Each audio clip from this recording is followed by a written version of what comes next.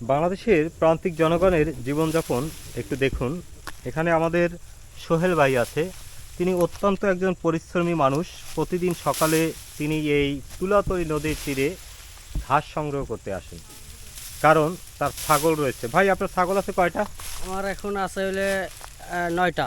9টা ছাগল আছে। জি। এ থেকে মানে আপনার কীরকম অর্থনৈতিক মানে কীরকম সাপোর্ট আসে? অর্থনৈতিক ভালো, আমার ভালো সাপোর্ট আসে এবং হলে আপনার আমি খুব ভালো আছি ছাগল পেলে, আমি উন্নত দিকে যাচ্ছি। যাচ্ছেন? জি আচ্ছা, আমি জানি আপনি এর পাশাপাশি একটি দোকানদারিও করেন। জি জি জি তো মানুষ তো একটা কাজ করেই থেমে যায়, আপনি এই দুইটা কাজ কেন করেন? আমার এটা ভালো লাগে করতে।